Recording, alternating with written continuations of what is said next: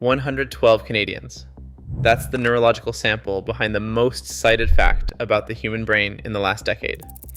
500 million people have been told their minds are broken, based on 112 Canadians and a footnote from a junk statistics website. I believed it. For years I repeated it without thinking twice. Attention span shorter than goldfish. The phone slowly rewiring our brains. A civilization losing its ability to focus. There's just one problem. The stat was never real.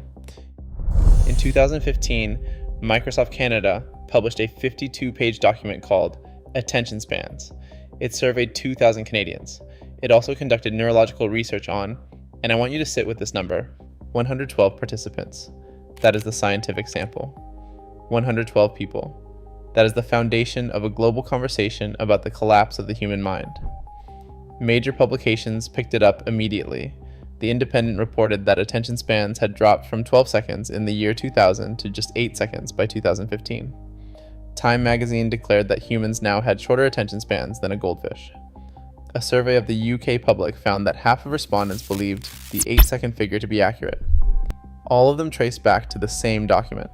When one creator, who holds a neurobiology degree, went searching through her academic databases for the science behind these headlines, she found all of these articles were just quoting the exact same singular study to fuel the claim that our attention span is dwindling.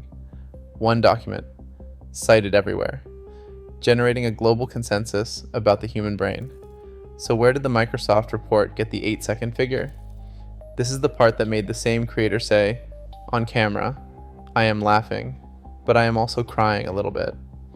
The 8 seconds does not appear anywhere in that Microsoft report as a finding, not in the methodology section, not in the results. It sits in the introduction, a single sentence, cited as a cute little factoid, sourced to an organization called Statistic Brain. BBC investigated Statistic Brain. So did Forbes. Both found it to be, in their words, a completely unreputable data institute, a private marketing website with no scientific standing and no peer review. A junk statistics site, cited by a Microsoft marketing document, cited by every major newspaper on Earth. Microsoft has since taken the report down, but there is something buried in that same document, something that becomes important much later. The report described the decline in users' ability to filter distractions not as a cognitive crisis, but as, quoting directly, more opportunities to hijack attention. Framed as a benefit. For advertisers, keep that in mind. The citation chain runs even deeper than Microsoft. A researcher tracking the number's origin found 8 seconds in a 1999 TechWorld article, referring to how long people were willing to wait for a web page to load. Not a measure of cognition. Patience for load times. By 2011, the same figure referred to how long e-commerce customers would wait for a web shop to respond. And in 1982, before the internet, before smartphones, before any of this existed, a book publisher was already complaining in print that television, fast food, and Daily Mail delivery have reduced the attention span of average Americans to 8 seconds. The number has no scientific origin.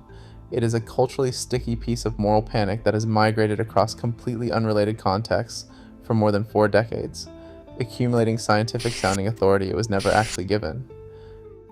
Now, I want to be careful here, because there's a version of this video that just says, the stat was fake, nothing is real, carry on. That would be dishonest. The deeper problem isn't only that the study was bad. The problem is that the concept the study claimed to measure doesn't exist as a valid scientific object at all. MIT neuroscientist Nancy Kanwisher put it plainly. The idea of an average attention span is kind of meaningless, it's very much task dependent. And then she said something more striking than that. Why is our mental capacity limited? Nobody really knows the answer. And I actually think this is a really unsatisfying part of attention research because it sort of seems obvious. But I think it's not. Kanwisher describes the intuition using what she calls the toaster model of cognition. Plug in the toaster, the lights dim, some finite resource is being shared. But the actual neural mechanism behind that limit? Unknown, even at MIT. Peer-reviewed research from you and colleagues, published in 2022, confirmed this formally. Attention is not a unitary construct, but rather multifaceted. There is no singular neural measure of overall attentional functioning across tasks. Science cannot produce the number the myth requires, because the number describes something the brain doesn't do as a single measurable unit. And the goldfish comparison? Doubly wrong. Fish neurologist Cullen Brown told Live Science in 2021 that thousands of studies show goldfish can remember information for weeks, months, and years. The baseline for the comparison was itself a myth, invented, according to researchers, to rationalize keeping goldfish in small bowls. Myth, citing myth. One researcher spent 20 years actually measuring this, with stopwatches, then with computer logging software. And what she found is both more credible and, in some ways, more alarming than any goldfish comparison. Gloria Mark is Chancellor's Professor of Informatics at UC Irvine. She says, "I don't know of anyone who's measured attention span before I started doing it, and that was in 2003. The entire scientific baseline for what we call shrinking attention is fewer than 25 years old." Her early method was not a survey of 2,000 Canadians. Researchers with stopwatches physically shadowed knowledge workers in offices. Every time a person shifted attention to anything, they clicked. They noted the time and the activity. That is the methodological opposite of a Microsoft marketing report. The numbers tell a specific story. In 2003, people averaged 2.5 minutes on a single screen before switching. By 2012, when computer logging software replaced stopwatches, 75 seconds. Studies from 2014 through 2020, replicated by multiple independent research teams, reported between 44 and 50 seconds. In a 2016 study, the average was 47 seconds. The median was 40 seconds, meaning half of all observed attention spans were 40 seconds or less. That is approximately a 3-fold decline in 13 years. This is not the 8-second lie. This is measured, empirically grounded data, showing something real is shifting. But notice what it doesn't say. It doesn't say your brain's capacity has shrunk. It says your environment has changed. Your screen switching frequency has accelerated. Mark also ran a controlled experiment. She cut off email in an entire real organization for 1 work week. Screen focus duration went up. Stress measurably went down. We can actually see a causal relationship, she said. That is the only field-level causal evidence in this entire debate, and almost nobody cites it. You felt this, even if you've never named it. The tab you opened and immediately forgot why. The phone you unlocked with no goal, then put down 3 minutes later, wondering where the time went. That is not a broken brain. That is a designed environment behaving exactly as intended. So who designed it? Nir Eyal built his career in video gaming and online advertising. He wrote a book called Hooked: How to Build Habit-Forming Products. It is not a critique of the attention economy. It is a manual for product designers. Distributed openly, used widely. For 30 seconds, take his position. You are building a product. You need people to return without being prompted, every day, multiple times. How do you do that? You engineer a loop. Eyal calls it the hooked model. A trigger, an action, a variable reward, and an investment. Each pass through the loop makes the next pass more personalized and harder to leave. In the investment phase, the user hands over data, their time, their preferences, their social connections. That makes the next trigger more targeted. The user helps tighten the loop themselves. The variable reward is the mechanism. Eyal names 3 types. Rewards of the tribe. Checking Instagram without knowing what the feed will show, how many likes something received, what the comments say. The variability is the hook. Rewards of the hunt. Eyal's own words. I'm never quite sure what I'm going to find. What do I have to do to get more rewards? Scroll. This scrolling is exactly the same as pulling a slot machine. Same psychology at work. And then the one that surprises people. Rewards of the self. No social element. No material prize. Just the unread notification badge. The single red number on your app icon. Eyal said, that one app notification I just have to open so I can clear it away. That is an example of these variable rewards of the self. The search for mastery, consistency, competency, and control. Clearing a notification.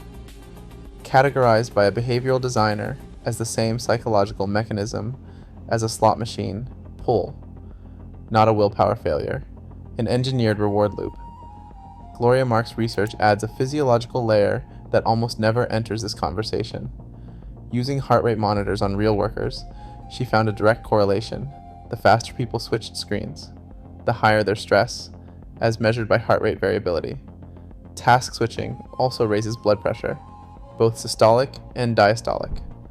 Her team found they could predict the likelihood of clinical depression from a person's email usage patterns alone. Cognitive exhaustion weakens distraction filtering, which increases switching, which deepens exhaustion. The loop is self-accelerating. IL's clearest formulation of the entire system. These companies create the need and sell the remedy. Now, return to Microsoft's report, the one that told the world human attention spans had collapsed. The same report described your weakening ability to filter distractions as more opportunities to hijack attention. That was not a warning. That was a commercial opportunity statement. To advertisers, a company whose revenue depends on your fractured attention described your shrinking ability to resist distraction as good news for their industry, then published a report telling you your brain was broken. That's the architecture. Now here's the part they didn't build and didn't expect. Gloria Mark's research contains a finding that complicates the entire big tech. Broke your brain narrative. We are about as likely to self-interrupt as to be interrupted by something external, so we tend to blame all these notifications and ads, but actually, half the time, we distract ourselves. Half. The algorithm is not the only actor in this loop. The other half runs on something no app manufactured: your own unfinished thoughts, the task you are avoiding, the unresolved anxiety at the edge of your attention. Isle identified the same mechanism from the design side. He calls them internal triggers: negative emotions, boredom, loneliness, and uncertainty are the most powerful ones. Negative emotions are painful, and we turn to something to get us out of that state. The app didn't create the boredom, it colonized it. And here's the counter evidence the panic rarely acknowledges. Book sales have seen a renaissance since the pandemic. Short-form content, the platform supposedly destroying reading, is actively driving young people to recommend 400-page and 500-page books to each other through the same platforms doing the recommending. The environment is more complicated than either side of this argument is comfortable admitting. Your attention was never broken. It was a market. The 8-second stat was not science. It was a sales pitch dressed as a warning, distributed by an industry that profits from the very condition it was diagnosing. The goldfish was always a story. The Microsoft report is gone from the internet. What remains is the real data: a threefold decline in 13 years, measured with stopwatches, and one controlled experiment that showed a week without email measurably reduced stress in a real organization. What you do with that is up to you.